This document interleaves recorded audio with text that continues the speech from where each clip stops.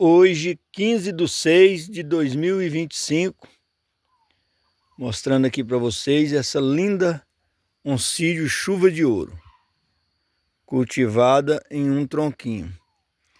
Vocês estão vendo essas folhas secas? Isso é normal, tá tudo natural.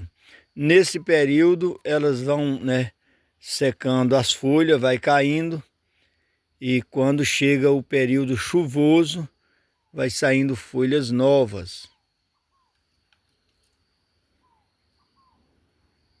Oncídio chuva de ouro.